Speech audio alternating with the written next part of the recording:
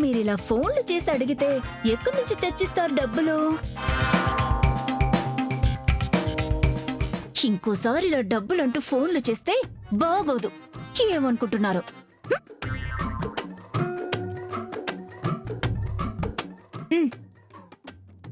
ఏంది ఇట్ట మాట్లాడేసింది? పెండ్లామై నా పక్కన ఉండాల్సింది ఇప్పుడు సుట్టమై ఆ ఇంట్లో ఉంది. అత్తయ్య గారు, ఆ డబ్బులు జాగ్రత్తగా ఖర్చు పెట్టండి. ఇలా ఎవరు పడితే వాళ్ళు అడిగినప్పుడు లేవని చెప్పేసేయండి.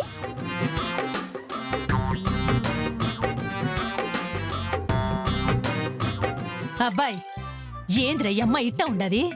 అమ్మా, దామినిది చిన్నపిల్ల మనస్తత్వం.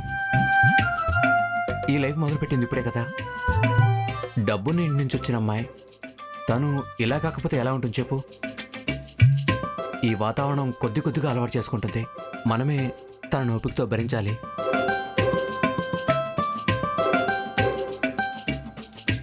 భరించేవాణ్ణి భర్త అంటారా అత్తనరు. దానికి నేనేంటో చూపించకపోతే నా పెత్తనం కోడలి కాళ్ళ దగ్గరికి పడిపోతుంది.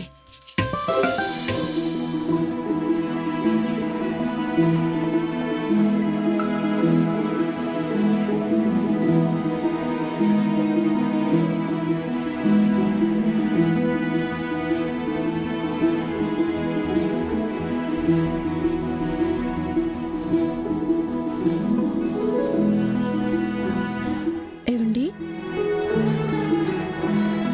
చందమామ లాంటి మా శ్రీవారు ఆకాశంలోని చందమామ వంక అలా చూస్తూ ఉండిపోయారేంటి?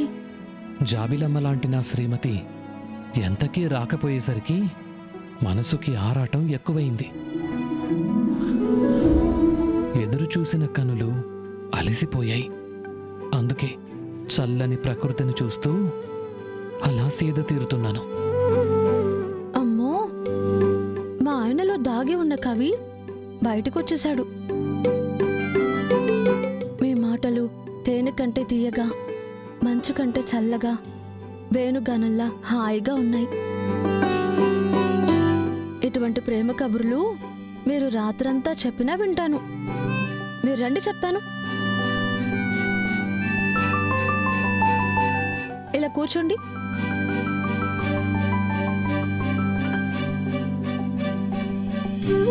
ఇప్పుడు నా కళ్ళల్లో కళ్ళు పెట్టి చెప్పండి.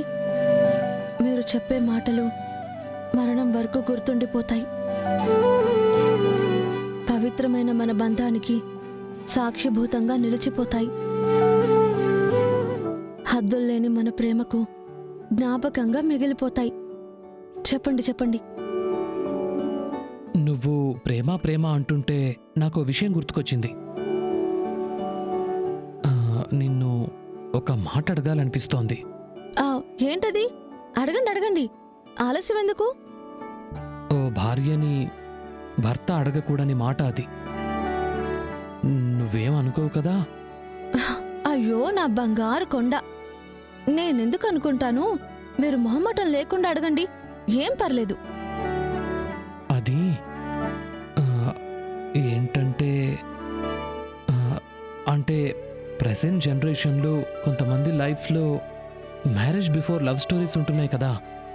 అవును, అయితే నీ లైఫ్లో కూడా అటువంటి లవ్ స్టోరీ ఏదైనా ఉందా అని.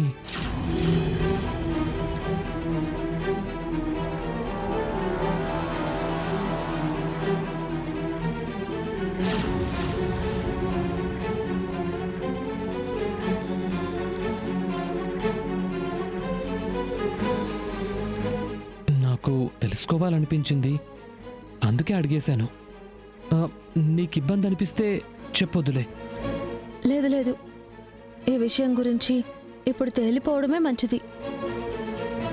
మీ మనసు తేలిక పడుతుంది, లేదంటే మీ గుండె బరువెక్కిపోతుంది. అయితే తొందరగా చెప్పు. మీరు అడిగిన ప్రశ్నకు నేను నిజాయితీగా సూటిగా సమాధానం చెప్తాను, వినండి.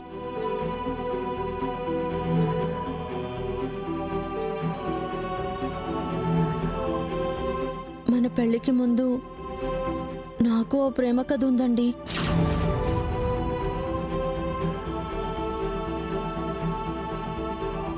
ప్రేమ ఎప్పుడు ఎక్కడ ఎవరి మీద పుడుతుందో తెలీదని అంటారు కదా.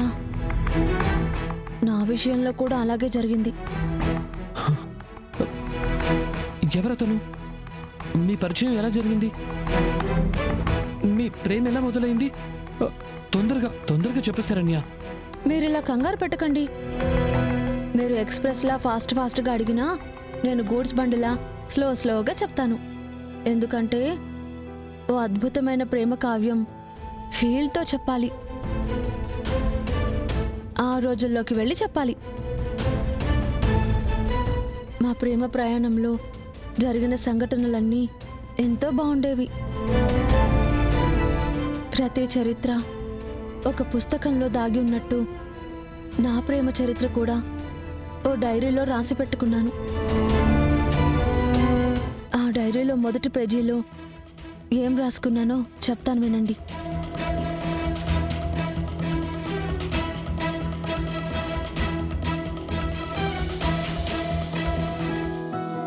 అంతఃపురంలో అద్దాల మేడలో రాజకుమారి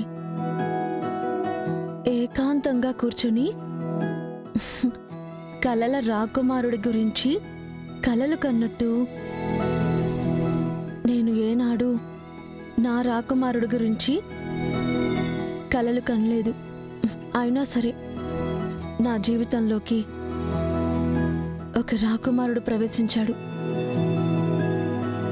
ప్రతి రోజున శుభగడియలలో అతను నాకు ఎదురుపడ్డాడు.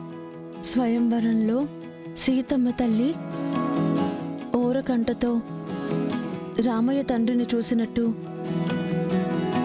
నేను అతన్ని చూశాను.